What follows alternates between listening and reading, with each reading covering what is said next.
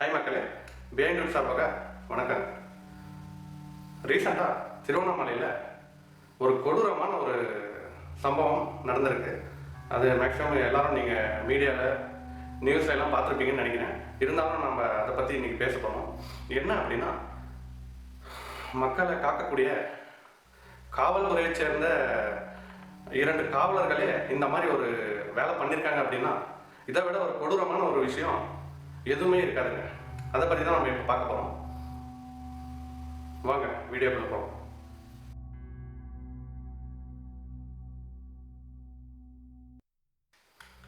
திருவண்ணாமலை கிழக்கு காவல் நிலையத்தை சேர்ந்த 2 காவலர்கள் சுரேஷ்ராஜ் மற்றும் சுந்தர், இவங்க 2 பேரும் பக்கத்தில் இருக்க ஏந்தல் என்ற பகுதியில் ஹைவேஸில் வந்துட்டு அன்று இரவு 12 மணி அளவில் ரோந்து பணியில் ஈடுபடுறாங்க. அதே நேரத்தில் பார்த்தீங்கன்னா ஏபி ரிஜிஸ்ட்ரேஷன் கொண்ட ஒரு வண்டி அந்த வழியில் கிராஸ் ஆகி வருது. ஸோ இதை இவங்க 2 பேரும் பார்க்குறாங்க. ஏபி ரிஜிஸ்ட்ரேஷன் உடனே அவங்க 2 பேரும் வழி மறைக்கிறாங்க. வழி மறைச்சு நிறுத்தி டிரைவர்கிட்ட எங்கேருந்து வர, எதுக்கு வர, எங்கே இந்த பக்கம் போகிற அப்படின்னு கேட்கும்போது அந்த டிரைவர் வந்து வழக்கமாக வந்து ஆந்திராவிலேருந்து திருவண்ணாமலைக்கு இந்த வாழைத்தண்டு இருக்கு இல்லையா, அது வந்து ரெகுலராக வந்து அவர் சப்ளை பண்ணுவாங்க. ஸோ இந்த நியூஸை சொல்கிறாரு. அப்புறம் வந்து வண்டியில் பார்க்கும்போது உள்ளே வந்து 2 லேடிஸ் உட்காந்துருக்காங்க. அவங்க யாருன்னு விசாரிக்கும் போது அந்த டிரைவரோட அக்கா பொண்ணு அப்படின்னு சொல்கிறாரு. சொன்ன உடனே அவங்க 2 பேரும் காவலருங்க என்ன பண்ணுறாங்க, அவங்க 2 பேரும் கீழே இறங்க சொல்கிறாங்க. இறங்கின உடனே அவங்க 2 பேரையும் விசாரிக்கிறாங்க. அதில் பார்த்தீங்கன்னா டிரைவருடைய அக்கா பொண்ணு, அவங்க அக்கா பொண்ணுக்கு வந்து கரெக்டாக 18 வயசு ஆகுது. இதை தெரிஞ்ச உடனே அதில் ஒரு காவலர் என்ன பண்ணுறாரு, அந்த 18 வயசு இளம் பொண்ணை வந்து தனியாக கூப்பிட்டுட்டு போகிறாரு. கூப்பிட்டுட்டு போன உடனே இவங்க 2 பேர் கேட்குறது, எதுக்கு தனியாக கூப்பிட்டுட்டு போகிறீங்க அப்படின்ட்டு. இல்லை விசாரிக்க தான் கூப்பிட்டு போகிறோம் அப்படின்னு வந்து சொல்கிறாங்க. உடனே இவங்க 2 பேரும், அம்மாவும் அந்த டிரைவரும், இல்லை நீங்கள் எதுக்கு தனியாக கூப்பிட்டு போகிறீங்க, எதாக இருந்தாலும் இங்கே விசாரிங்கன்னு சொல்கிறாங்க. உடனே அவங்க 2 பேரையும் வந்து மிரட்டப்படுறாங்க. காவலர்கள் மூலிமா மிரட்டப்பட்டுட்டு அவங்க டிரைவருடைய அக்கா பொண்ணையும் தனியாக கூப்பிட்டு போகிறாங்க. இவர் டிரைவரை வந்து எங்கேயே நிற்க சொல்கிறாங்க. நீ எங்கே தான் நிற்கணும், சப்போஸ் எங்கேயாச்சும் போனேன் அப்படின்னா அவ்வளோதான் அப்படின்னு சொல்லி மிரட்டிட்டு இவங்க 2 பேரும் இந்த லேடிஸை கூப்பிட்டுட்டு போகிறாங்க.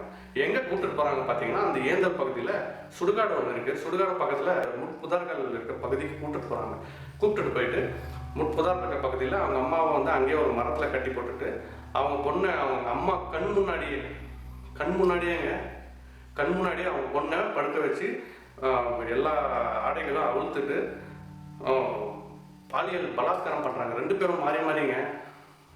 எவ்வளோ ஒரு கொடூரமான சம்பவம் பண்ணியிருக்காங்க பாருங்க.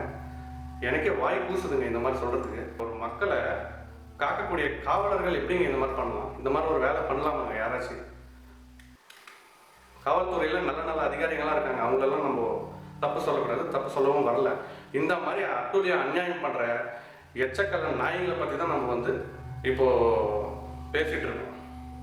ஸோ இது வந்து எல்லா காவலர்களுக்கும் வந்து பொதுவாக நம்ம வந்து பேச கிடையாது. இந்த மாதிரி தப்பு பண்ணுற எச்சக்கல காவலர்களை பற்றி தான் நம்ம வந்து பேசிகிட்டு இருக்கோம். இந்த மாதிரி ஒரு அட்டூழியம் பண்ணிட்டு கதற அவங்கள அள வச்சு பாலியல் பலாத்காரம் அவங்க அம்மா முன்னாடியே பண்ணிட்டு 2 நாய்களும் ஓடிடுச்சுங்க.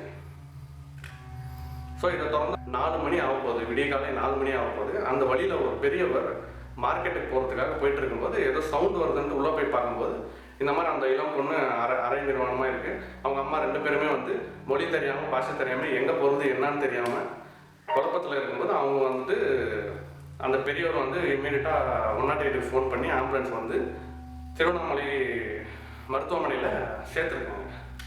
உடனே இந்த நியூஸ் வந்து காவல்துறைக்கு போன உடனே எஸ்பி ஆஃபீஸ்க்கு, டிஸ்ட்ரிக்ட் கலெக்டர் ஆஃபீஸ்க்கு எல்லாமே நியூஸ் போகுது. உடனே இந்த நியூஸ் வந்து நம்ம தமிழ்நாடு கவர்மெண்ட்டுக்கும் போன உடனே இதெல்லாம் விசாரித்து பார்க்கும்போது காவலர்கள் தான் இது பண்ணியிருக்கிறாங்கன்னு தெரிய வருது.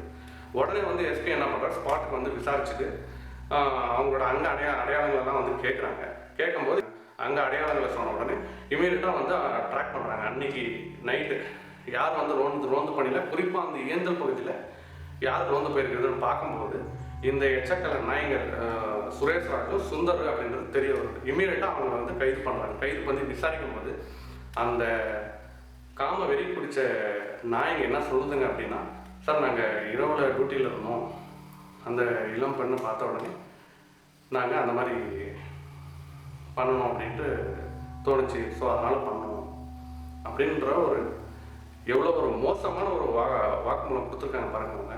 இந்த மாதிரி ஒரு கொடூரமான ஆளுங்க இருக்க வரணும், இந்த மாதிரி தப்பு நடந்துகிட்டே தாங்க இருக்கும். ஸோ இதை வந்து இம்மீடியட்டாக வந்து கவர்மெண்ட்டு ஒரு ஆக்ஷன் எடுத்து அவங்களெல்லாம் வந்துட்டு அரபு நாடுகள் மாதிரி கடுமையான ஒரு தண்டனை கொடுத்து தண்டிக்கணுங்க. அப்போ தாங்க ஃப்யூச்சரில் வந்து இந்த மாதிரியான ஒரு தப்பெல்லாம் நடக்காதுங்க. ஸோ இதை தொடர்ந்து அவங்க 2 பேரையும் அரெஸ்ட் பண்ணுறாங்க, சஸ்பென்ஷன் பண்ணுறாங்க. இவங்க பண்ணதை வந்து உண்மைத்தன்மை அறிஞ்சு குற்றம்னு தெரிஞ்சதுக்கப்புறமா அவங்களோட வேலையை வந்து டிஸ்மிஸ் பண்ணுறாங்க. இது மட்டும் பத்தாதுங்க, ரொம்ப கடுமையாக இவங்களாம் தண்டிக்கணுங்க. அவங்களால இம்மீடியட்டாக அங்கேயே சுடணும். அவங்க அப்படியேப்பட்ட ஆளுங்கள்லாம் அந்த மாதிரி ஒரு மனித பிறவிகளே கிடையாதுங்க. அவங்களாம் ஒரு ஈவு இறக்க இல்லையாங்க. அவங்களுக்கு ஒரு அம்மா, அக்கா தங்கச்சி எல்லாரும் இருக்காங்களா இல்லையாங்க? இவ்வளோ கொடூரமாக யாராச்சும் பண்ணுவாங்க?